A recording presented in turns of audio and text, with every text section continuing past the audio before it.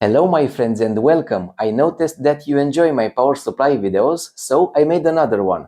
This one is portable, it's powerful, and it has two charging methods, a lithium-ion battery charger and a USB Type-C. So you can use it anywhere.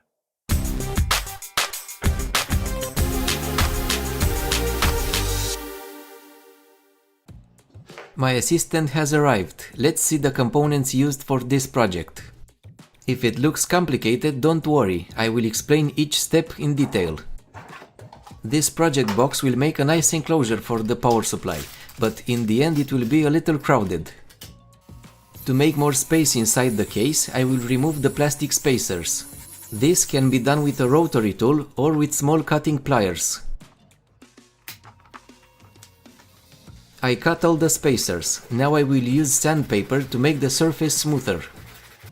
This is the front panel. I took some measurements and marked the cutouts. This layout is similar to my other power supplies, but I like it. I will make the cutout for the voltmeter display with my small and useless rotary tool, and I will use a cutter to smooth out the edges. I need 4 more holes for the potentiometers and binding posts. The front panel is ready. Now let's figure out how to fit all the components in this small case. I think this is the only way. The battery on the bottom panel because it's heavier, and most of the components on the top panel. This small fan will be used for active cooling. It will be mounted in the center of the back panel. I will cut the hole with my rotary tool. Don't worry, it will take only a few hours. And 4 small holes for the screws. The hole for the fan is not finished. I will use a cutter and sandpaper to smooth it out.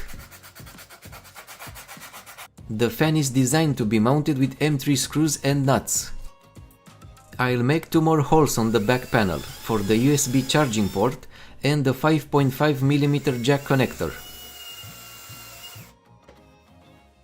The last cutout is for the on-off switch. This is the switch I will use. The back panel is finished. Next I will modify the top and bottom panels, so I measured and marked all the holes. This cutout on the top panel is for the battery level indicator. On the bottom panel I need some more holes for ventilation. So the air will enter from the front of the case, cool the components, and then will be vented out by the fan in the back. Let's start with the battery pack. I will go with this 6S BMS board. These small metal pads are for spot welding nickel strips to the BMS board. I will remove them because I will be soldering the wires. The BMS will be fixed on the side with strong sticky foam tape. Don't worry about the BMS falling off. I will also use 2 screws to hold it in position.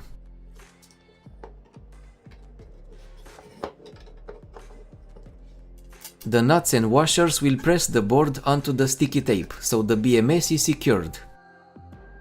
The lithium-ion cells will be connected using these 18650 battery holders. These are very strong and can handle a high current.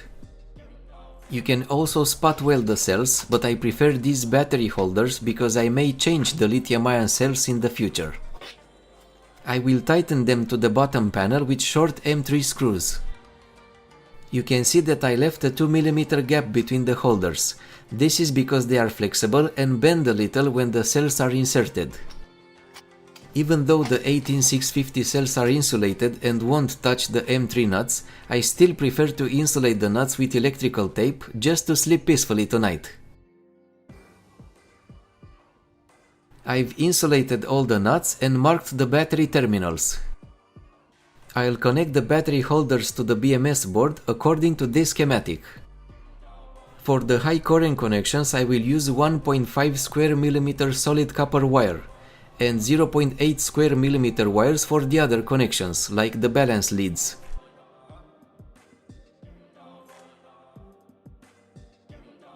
On the battery positive wire I will add a tiny 5 amps fuse. With 5 amps, this battery pack can deliver a maximum power of 126 watts when fully charged and 81 watts before it's discharged. Depending on your lithium-ion cells and the intended use of the power supply, you can use a 3 amps or a 6 amps fuse. If you like this video and want to support my channel, you can buy me a coffee or check out my Patreon page where you will find more DIY videos. Links are in the description below. To monitor the battery charge level, I will use this simple 6S battery indicator. Let's test it. While the battery voltage is decreasing from 25.2 volts, the 4 LEDs turn off one by one.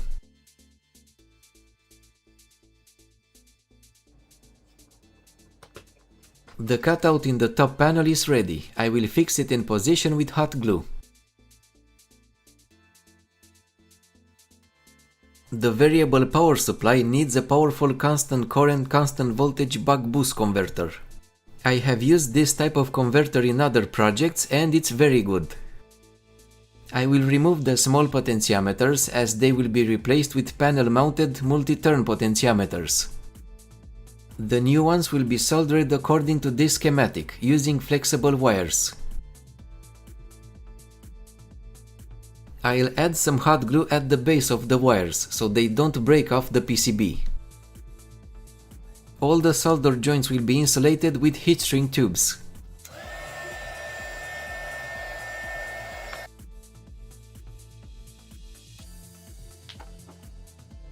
Let's test the converter. The voltage adjustment is working, but there is a small problem when I decrease the voltage.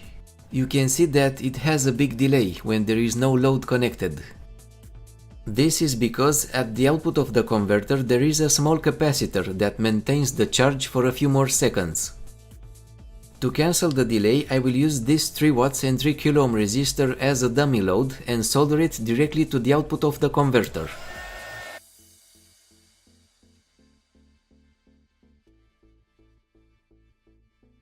Let's test it again. The voltage drops fast, there is no more delay.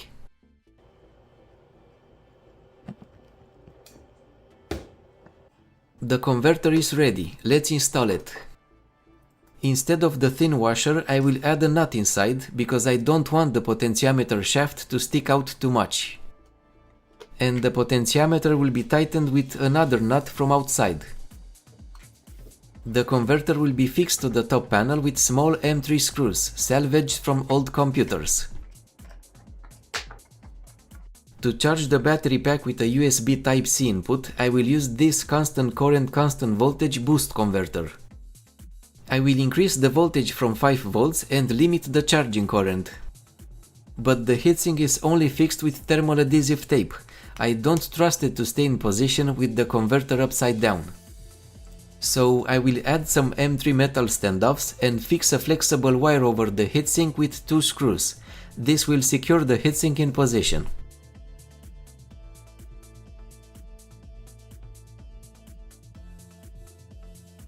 I will add a diode to the positive output of the charge converter because I don't want any current to leak back out of the battery pack.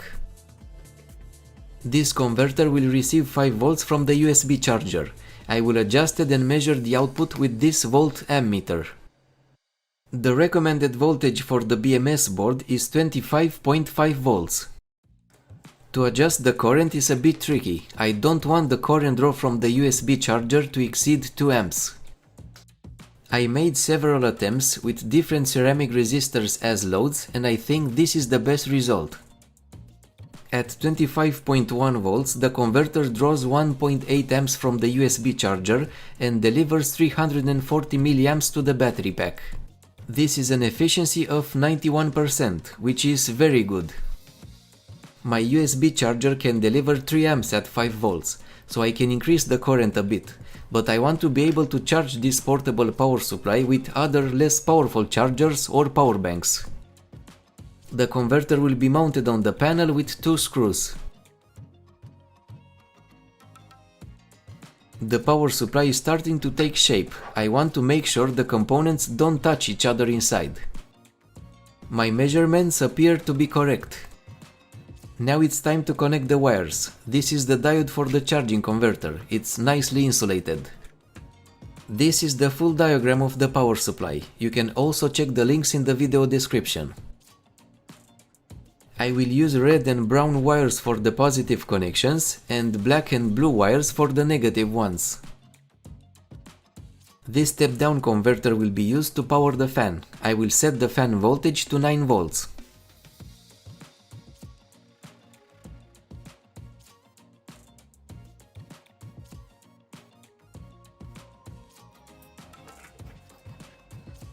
I soldered 2 wires to the input of the converter. It will receive power from the battery indicator because it is the closest component.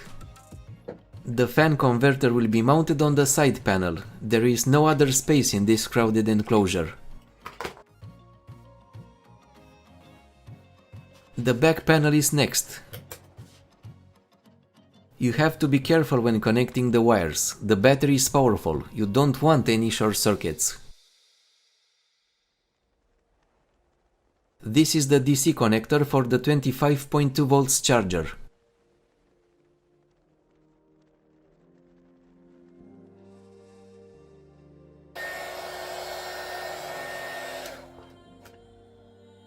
And now the USB Type-C connector. These wires go to the input of the charging converter. I will hide them under the converter. For the cooling fan, I will install a small protective grill.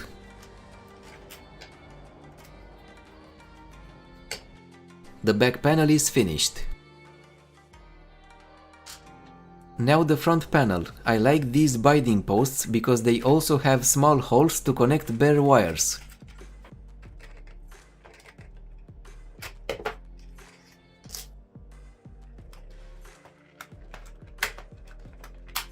These are the wires for the voltmeter, ammeter and binding posts.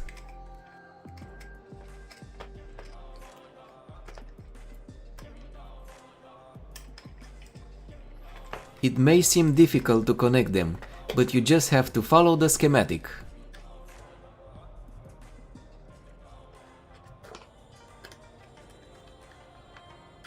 Between the two panels there are only 2 flexible wires, which go to the battery pack. I'll also add hot glue at the base of the wires, just to be safe. Battery time. I like these lithium-ion cells. I've used them in other projects and they are great for the price. They have a capacity of 3 amp hours or even higher. I tested this type of cells in another video, you can click here to watch it. My battery tester goes to maximum 9.11 amps and the cells are fine. Be careful with the polarity when inserting the cells. Let's check the voltage. The cells are fully charged. I'll turn on the power supply for the first time. Hey, it's working! So far everything is connected correctly. The voltammeter display flickers on camera, but in reality it works fine. I can close the case now.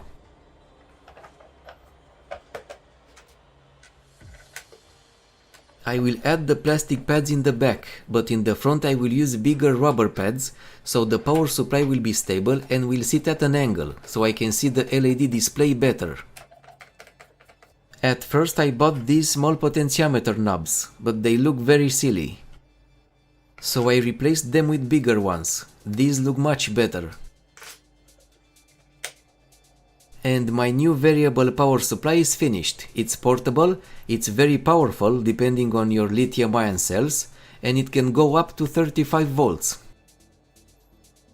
Let's do a simple accuracy test. I set the output to 12 volts and connect a 12 ohm resistor. It should draw 1 amp. And there we go, 1 amp. It's pretty good for hobby applications. Let's check the current adjustment. You can limit the current to any value you want. It can even go all the way down to 0. But being a portable power supply, we can also use it outside.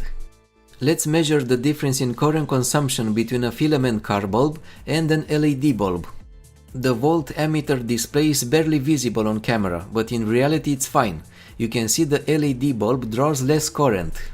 That's why if you install LED bulbs in your car, you may receive the bulb warning light on your dash.